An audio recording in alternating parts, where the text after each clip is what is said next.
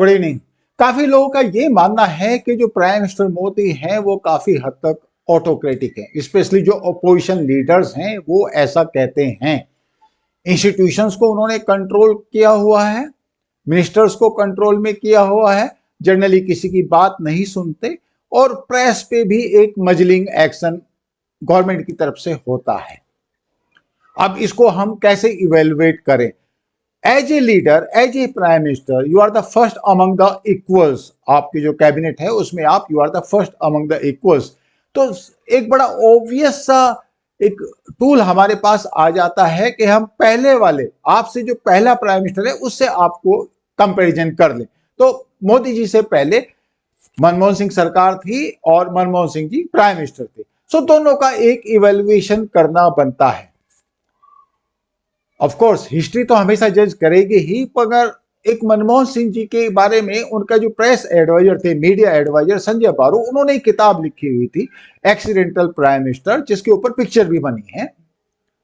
तो आज के इस वीडियो में मैं कोशिश करता हूं कि उस किताब से कुछ मैं इंसिडेंट लेके आऊं, स्पेशली जो मनमोहन सिंह के जो रिलेशनशिप थी उनके कैबिनेट कुलीग्स थे उनके साथ, सोनिया गांधी के साथ, और सोनिया गांधी की उनके कैबिनेट कुलीग्स के साथ किस तरह की रिलेशनशिप थी।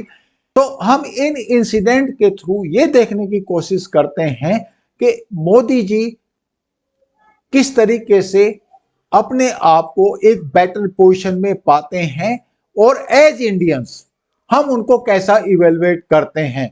द पॉइंट इज कि जब से गुजरात के इलेक्शंस हुए हैं तो काफी लोगों को यह चिंता लगी है कि मोदी जी अब बहुत पावरफुल हो जाएंगे। प्राइम मिनिस्टर का पावरफुल होना जरूरी है, डेमोक्रेसी में यह पॉसिबल है। तो let's have the evaluation through these incidents one by one. Thank you. तो पहली स्टोरी जो मैं आपके साथ शेयर कर रहा हूं वो स्टोरी है एनडीटीवी और प्रणय राय के बारे में। Prime minister Manmohan Singh Moscow गए हुए थे किसी डिस्कशन के लिए, और तब एनडीटीवी ने एक स्टोरी रन की। उसमें उन्होंने कहा कि प्राइम मिनिस्टर ने अपने कैबिनेट कुलीग्स का एक इवैल्यूएशन किया है परफॉर्मेंस का, और उसमें नटवर सिंह को बहुत कम मार्क्स मिले हैं, मतलब उनकी जो इवैल्यूएशन है वो सेटिस्फैक्टरी नहीं आया। ये स्टोरी उन्होंने रन की। ऑब्वियसली जब मनमोहन सिंह जी को ये बात पता चली तो वो काफी नाराज हुए। उन्होंने संजय बारू से कहा कि आप उनको फोन लगाएं।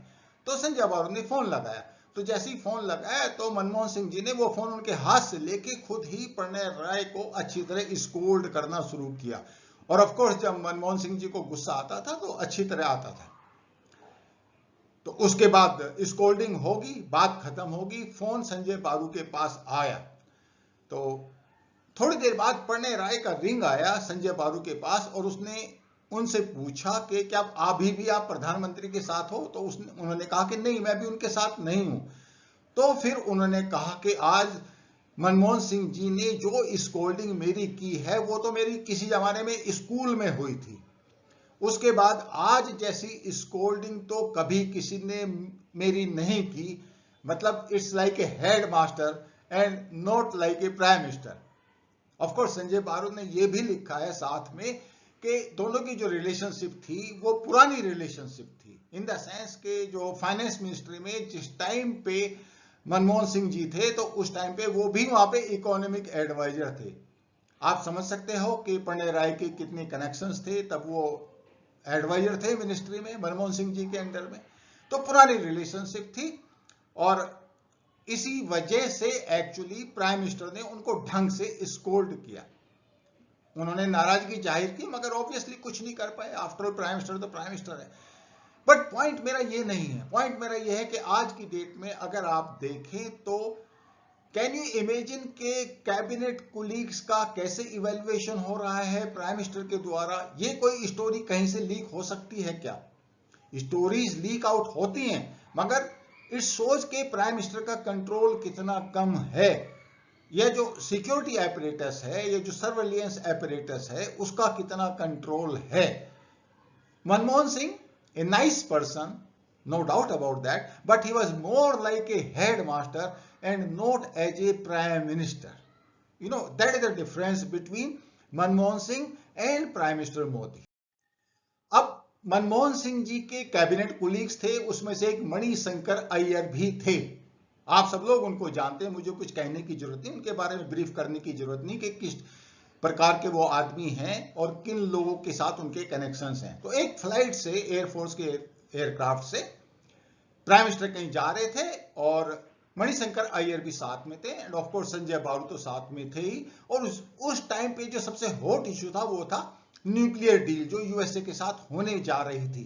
तो मणिशंकर अय्यर ने एक बिल्कुल सॉलिड तरीके से क्रिटिसाइज किया अमेरिका को, डील को, और साथ में ये भी कहा अगर प्राइम मिनिस्टर इस इशू को लेके थ्रेटन करते हैं कि वो रिजाइन करेंगे तो लेट हिम रिजाइन। आप देखिए प्राइम मिनिस्टर भी उसी एयरक्राफ्ट में है, संजय बारू भी उसी एयरक्राफ्ट में है, और उसी एयरक्राफ्ट में मणिशंकर अय्यर हैं जो कि कैबिनेट कुलीग हैं, और वो प्रेस वालों को ये बात बता रहे हैं। ऑफ कोर्स संजय बारू ने फिर उनको हैंडल किया और मणिशंकर अय्यर ने कहा कि मैं तो एक्चुअली जो सोवियत का फैन हूं, यूएसए के साथ तो हमारी क्या डीलिंग हो सकती है, इस तरह की उन्होंने बात की। तो संजय बारू ने उनको कहा कि अगर आप स्टालिन की कैबिनेट में मिनिस्टर होते और मेरा वो पद होता उस कैबिनेट में जो कि मेरा आज मनमोहन सिंह की कैबिनेट में है, यानी कि मीडिया एडवाइजर का, तो मैं आपको दरवाजा खोल के बाहर धक्का दे देता। आप समझ सकते हैं कि Manmohan Singh was a gentleman, he is a gentleman, no doubt about that, but gentleman do not make good prime minister. Gentleman एक तरीके से आप हो सकते हैं, but there is a limit. यानी कि आप सोचो उस एयरक्राफ्ट में मनमोहन सिंह जी की जगह मोदी जी होते, और क्या उनका कोई कैबिनेट कुलीग प्रेस को यह बोल सकता था किसी पॉलिसी डिसीजन के अगेंस्ट में? Obviously it was not possible. That is the difference, and that is the difference what I wish to bring out today. अब आप देखिए, टेररिज्म के ऊपर मीटिंग हो रही थी, प्राइम मिनिस्टर मनमोहन सिंह जी ने एक मीटिंग बुलाई, उसमें आईबी के चीफ भी आए, होम सेक्रेटरी भी आए। उस टाइम पे जो होम मिनिस्टर थे वो थे शिवराज पाटिल, वो नहीं आए, वो लेट हो गए आते आते। तो सबने जो बात कही, क्या बात कही सबने, कि भाई वो अपने कपड़े चेंज कर रहे होंगे। शिवराज पाटिल का ये था कि उनके कपड़े परफेक्ट होने चाहिए, चाहे ओकेजन कोई भी हो। दिन में अगर 3 बार या 4 बार या 5 बार भी चेंज करने पड़े तो कोई इशू नहीं है। आप सोच सकते हो कि मोदी जी की कैबिनेट मीटिंग हो और जो कंसर्न मिनिस्टर है वो ना आए, या फिर वो कपड़े ही चेंज करता रह जाए। मतलब मैं ये सोचता हूं कि प्राइम मिनिस्टर को कितना बड़ा, मतलब हार्श वर्ड है ये, डंडा मास्टर होने की जरूरत पड़ती है। और जब प्राइम मिनिस्टर वीक हो, मनमोहन सिंह जी एक जेंटलमैन थे नो डाउट, बट इसका मतलब ये नहीं है कि उनको कैबिनेट कुलीग्स को कंट्रोल करना चाहिए था। उनका कंडक्ट, यानी कि होम मिनिस्टर ही नहीं आ रहा है और टेररिस्ट, एंटी टेररिस्ट मीटिंग हो रही है post terrorist attack. Can you believe it?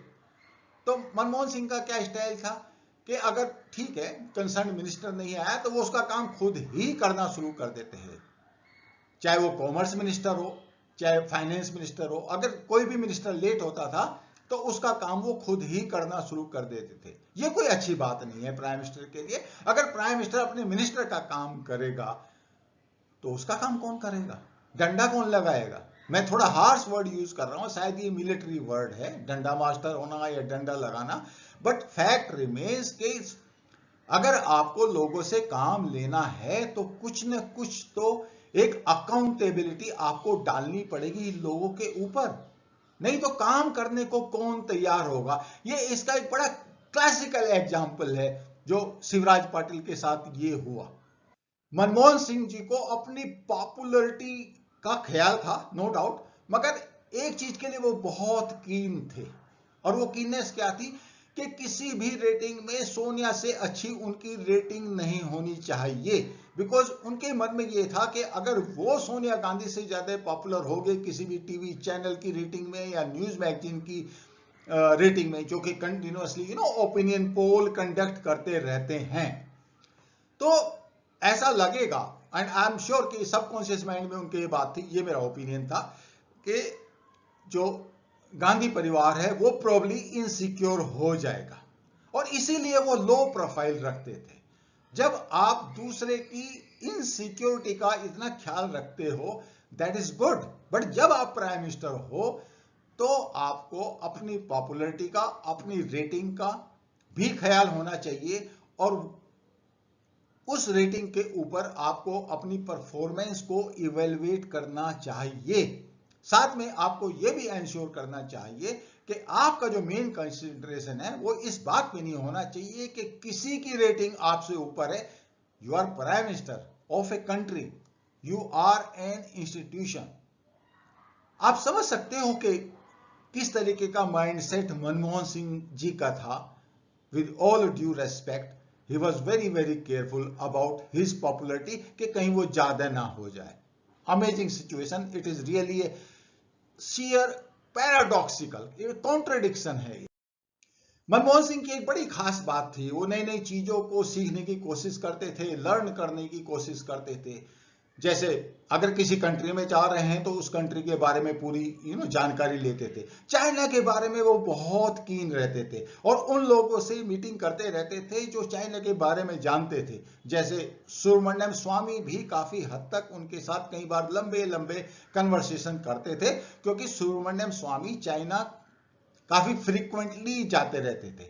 उसके अलावा हार्वर्ड के प्रोफेसर भी थे, एक रॉड्रिक मैकफ्रूगर, और ऑफ कोर्स ऐसे बहुत सारे लोग थे। ली क्वान यू एक्चुअली जो सिंगापुर के प्राइम मिनिस्टर थे, उनसे भी बहुत इंटरेक्शन करते थे वो चाइना के बारे में।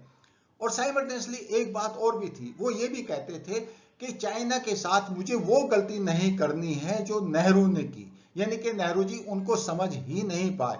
तो आप समझ सकते हैं जो लेवल ऑफ अवेयरनेस था मनमोहन सिंह का, वो चीजों के बारे में, इश्यूज के बारे में, कंट्रीज के बारे में बहुत अच्छा था। There is no doubt about that thing. The only thing is that probably he was not able to take independent decision vis-a-vis any country, and that includes China as well as Pakistan. You know, वो independent decision making नहीं थी। जहां तक मोदी जी की बात है, independent decision वो ले सकते हैं और इसमें कोई शक नहीं कि he may not be a doctorate like Manmohan Singh, but the fact remains के वो नॉलेज बहुत गेन करते रहते हैं दिन रात। अगर आप देखो तो जो प्राइम मिनिस्टर मोदी है वो एक एक चीज को, नई नई चीजों को, नई नई इंफॉर्मेशन को सीखने की, जानने की कोशिश करते हैं। मनमोहन सिंह फॉरेन मिनिस्ट्री को काफी हद तक हैंडल करते थे। उनके दो फॉरेन मिनिस्टर रहे, पहले प्रणब मुखर्जी और बाद में नटवर सिंह। पहली बात कर लेते हैं प्रणब मुखर्जी की। किसी जमाने में वो मनमोहन सिंह के बॉस हुआ करते थे और वो चीज कभी वो नहीं भूले, और उसकी वजह से कई बार उन्होंने मनमोहन सिंह को डाउनग्रेड भी किया, ड्यू रिगार्ड भी नहीं दिया। एंड ऑब्वियसली कई बार सोनिया गांधी ने भी इस तरह के एडजस्टमेंट किए जहां पे ये लगता था कि प्रणब मुखर्जी की बात को वो काफी मानते हैं। वो बात दूसरी के उनके डिफरेंस ऑफ ओपिनियन रहते थे, that is a different issue. एक बार प्रणब मुखर्जी यूएसए की विजिट पे गए, सबसे वहां पे मिले, जो भी प्रोटोकॉल था, और उसके बाद वापस आके उन्होंने प्राइम मिनिस्टर को कोई भी ब्रीफिंग नहीं दी। और उस टाइम पे ऑफ कोर्स संजय बारू ने, जो कि उनके मीडिया एडवाइजर थे, उन्होंने उनको रिमाइंड कराया मनमोहन सिंह को कि ये ब्रीफिंग अभी नहीं हुई है। तो प्रणब मुखर्जी को उस हिसाब से ऐसा इंप्रेशन मिलता है कि काफी ईगो प्रॉब्लम थी मनमोहन सिंह के साथ में। और जब ब्रीफिंग नहीं करते आप तो किसी न किसी तरीके से फिर मनमोहन सिंह ने हिंट दिया और फिर बाद में वो ब्रीफिंग हुई। ये पता नहीं चला कि प्राइम मिनिस्टर ने डायरेक्टली उनको बोला या फिर किसी और तरीके से उनको कन्वे किया गया। आप समझ सकते हैं ये सिचुएशन प्राइम मिनिस्टर मोदी के साथ कभी नहीं आ सकती। और इसीलिए मैं कहता हूं कि you need to be in control of your colleagues, whether they like it or they do not like it, because ultimately prime minister की एक अकाउंटेबिलिटी है। Manmohan Singh that way was not really that strong politically. Individually he was brilliant, there is no doubt about. अब आते हैं नटवर सिंह के ऊपर। प्रधानमंत्री के साथ नटवर सिंह, जो कि बाद में प्रणब मुखर्जी के बाद फॉरेन मिनिस्टर बने, दोनों वहां पे यूएन जनरल असेंबली का सेशन एड्रेस करने के लिए जब प्राइम मिनिस्टर गए तो वहां पे गए। उसके बाद प्रेस कॉन्फ्रेंस थी, प्रेस कॉन्फ्रेंस में मनमोहन सिंह बैठे थे। नटवर सिंह ने मैसेज दिया कि जहां पे प्रधानमंत्री बैठे हैं यानी कि डैश के ऊपर, वहां पे उनके लिए भी चेयर लगनी चाहिए। जब आप पॉलिटिकल लाइट वेट होते हो तो ये सिचुएशन हो जाती है prime minister. This is unfortunate, it was not written in the protocol, ये कोई प्रोटोकॉल भी नहीं था। इवन देन नटवर सिंह ने ऐसा किया। क्यों किया? बिकॉज वो प्राइम मिनिस्टर को लाइट वेट समझते थे, और साथ में क्योंकि Sonia Gandhi was the real power centre, तो उनके साथ उनकी इक्वेशन 1-to-1 बेसिस पे थी, क्योंकि नटवर सिंह सोनिया गांधी को 1-to-1 रिपोर्टिंग भी करते थे। अब आप सोचिए आज की सिचुएशन में ऐसा कुछ हो सकता है? ऑफ कोर्स अभी कोई ऐसा सुपर प्राइम मिनिस्टर भी नहीं है, Modi is not going to allow anything like that, but again I will say कि Manmohan Singh, in spite of the fact that he was individually very very brilliant, even I will call him brilliant politician, of course economist तो वो थे ही, लेकिन जब आप political light weight हो जाते हो तो फिर ऑब्वियसली आप जो प्राइम मिनिस्टर का ऑफिस है उसको भी आप डाइल्यूट करते हो, उसकी ऑथोरिटी को डाइल्यूट करते हो, और अगर आप नहीं भी करते तो भी लोग जो है वो डाइल्यूट करा देते हैं। अब मैं आता हूं जो सिविल न्यूक्लियर डील हुई यूएसए के साथ उसके ऊपर। एक्चुअली पॉलिटिकल हॉट पोटैटो ये बन गया जब जो कम्युनिस्ट थे और बाकी लोग थे उन्होंने इस डील का अपोजिशन किया, और ऐसा लग रहा था कि पूरी पार्टी में मनमोहन सिंह एक अकेले हैं जो इस डील को सपोर्ट कर रहे हैं, क्योंकि पार्टी ने उनके ऊपर छोड़ दिया, पूरा उनके ऊपर छोड़ दिया, जो आपको करना है करो, और अगर कम्युनिस्ट जो हैं वो सपोर्ट विड्रॉ करते हैं तो गवर्नमेंट गिरे, इट इज योर बंदोबस्त। आप समझ सकते हैं पार्टी का जब सपोर्ट नहीं होता तो कौन प्राइम मिनिस्टर है जो परफॉर्म कर सकता है? आर्ग्यूमेंट आता था पार्टी की तरफ से कि अगर हमने सिविल न्यूक्लियर डील कर ली अमेरिका के साथ तो उसमें जो हमारा जो माइनॉरिटी वोट है यानी कि जो मुस्लिम्स का वोट है वो हमारा कम हो जाएगा।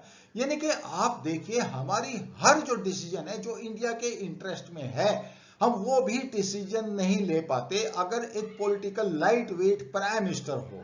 ऑफ कोर्स इस मामले में I must appreciate Manmohan Singh कि उन्होंने एक स्ट्रॉन्ग डिसीजन लिया और ये डील जो है वो कंक्लूड। अब आप देखिए कोई भी इशू था मनमोहन सिंह के टाइम पे, इनफैक्ट 2004 में जनरल मुशर्रफ के साथ उनका काफी निगोशिएशन हुआ, बैक चैनल डिप्लोमेसी भी चली, ऐसा लगा कि कश्मीर का जो इशू है उसके ऊपर कोई एग्रीमेंट हो जाएगा, इन द सेंस के कुछ पॉइंट थे कि बॉर्डर को इररिलेवेंट बना दिया जाएगा और डीमिलिटराइज कर दिया जाएगा उस जोन को, और उसके बाद फ्री ट्रेड होगा। वो सब चलता रहा डिस्कशन में। तो जहां तक पाकिस्तान और चाइना के साथ जो भी इशू थे उस बारे में पार्टी उनके साथ थी, पार्टी उनको सपोर्ट करती थी। लेकिन एक बार को ऐसा इंप्रेशन जरूर मिलता है इस किताब को पढ़ने के बाद कि कांग्रेस पार्टी ये तो चाह रही थी कि इनके साथ पाकिस्तान और चाइना के साथ एक अच्छे संबंध हो, लेकिन कोई इस तरह की आइस ब्रेकिंग डील हो ये वो नहीं चाह रहे थे। और उसका रीजन बिल्कुल साफ था, बिकॉज दे वर थिंकिंग कि अभी तो मनमोहन सिंह है प्राइम मिनिस्टर तो जितना भी क्रेडिट है उनको जाएगा। सारी ये लड़ाई जो है क्रेडिट की लड़ाई हो रही थी कि किसको क्रेडिट जाएगा। अगर मनमोहन सिंह को क्रेडिट जाएगा तो obviously he will become a star, he will become a brand. और कांग्रेस इस बारे में सडनली उन्होंने देखा कि ये डील अगर बाई एनी चांस हो भी गई तो ये मनमोहन सिंह के फेवर में जाएगी, इसलिए उन्होंने अपने हाथ पीछे खींच लिए और ये डील फिर नहीं हुई। उसकी मेरिट्स होंगी, कुछ डीमेरिट्स होंगी, ऑल दो सॉर्ट ऑफ थिंग्स। लेकिन जब यूएसए के साथ किसी भी संबंध को सुधारने की बात आती थी तो कांग्रेस अपना हाथ पीछे खींच लेती थी, और रीजन बिल्कुल साफ था, उनको माइनॉरिटी वोट्स की चिंता रहती थी। लेकिन जहां तक मनमोहन सिंह की बात है, उनके एक एडवाइजर थे, इनफैक्ट जो अभी फॉरेन मिनिस्टर उनके फादर मिस्टर सुब्रमण्यम, और उन्होंने उनको बताया हुआ था ये जो रिलेशनशिप की डायनेमिक्स है पाकिस्तान, चाइना, यूएसए, इंडिया, ये जो डायनेमिक्स है मनमोहन सिंह ने बड़ी अच्छी तरह समझी हुई थी।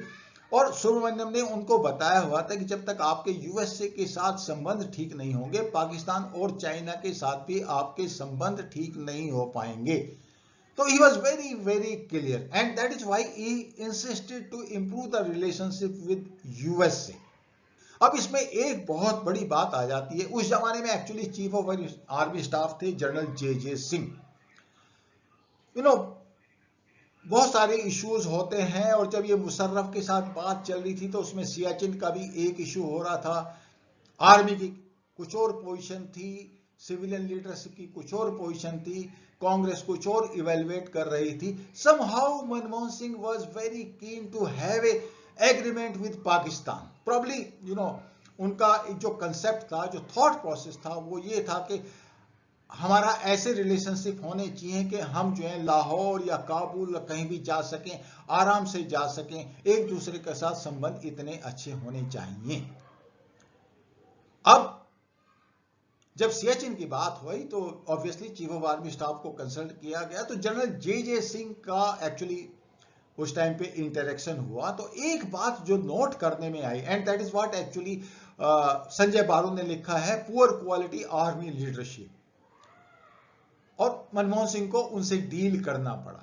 तो जब सियाचिन वाला इशू आता था, वहां के डीमिलिटराइजेशन का इशू आता था कि इंडियन आर्मी वहां से विड्रॉ कर ले, तो उस टाइम पे 1-to-1 जब मीटिंग होती थी जनरल जे सिंह के साथ, उस टाइम पे तो जनरल जे सिंह मनमोहन सिंह जी को बताते थे कि yes it is doable, we can demilitarise Siachen, इसमें हमारा कोई फ्यूचर स्ट्रेटेजिक लॉस नहीं है।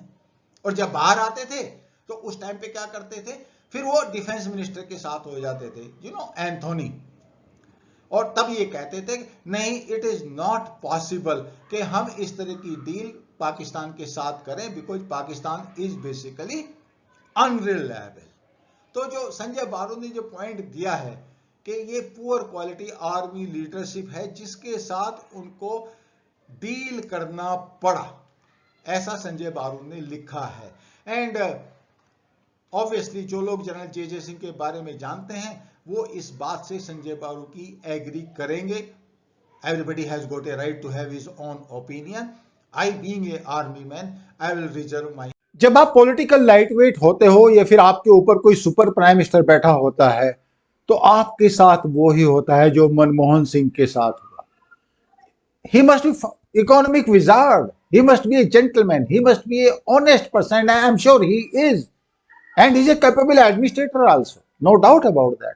But in spite of all these points, plus points, positive points, he was never given a free hand. मतलब आप कैसे कल्पना कर सकते हो कि एक प्राइम मिनिस्टर ऐसा है जो ये कोशिश करे कि उसकी जो रेटिंग है वो उसके जो टॉप लीडर है उससे नीचे आए? How that is possible? Manmohan Singh के साथ यही डायलेमा थी। Otherwise, I am very sure he could have performed much better. अब आप देखिए, आप अगर मोदी जी का इवेल्युएशन करें तो किस तरीके से उन्होंने एडमिनिस्ट्रेशन को स्ट्रीमलाइन किया हुआ है। क्या यह पॉसिबल है कि वो अपने ऊपर किसी सुपर प्राइम मिनिस्टर को अपॉइंट कर लें या कोई ऐसी कोई एडवाइजरी कमेटी बना दें जैसे सोनिया गांधी ने बनाई हुई थी? जब आप डिसीजन मेकिंग पोजीशन में होते हो तो you ought to be accountable, you ought to be responsible, but simultaneously you ought to have power. You must be power center. Manmohan Singh was not a power center. Modi is accountable, responsible, power center, and he deserves to be strong. We need a strong prime minister. There should not be any doubt in anybody's mind. इस श्रृंखला में मैं एक अगला video भी बनाऊंगा और हम इंसिडेंट्स के थ्रू ये एनालाइज करेंगे कि इंडियन पॉलिटी में कहां पे क्या गलती हुई है और आगे उसको कैसे दूर किया जा सकता है। As far as this particular video is concern, let us be very very clear about it. We must elect a strong prime minister, no doubt about that. Thank you so much for listening. I will see you in next video.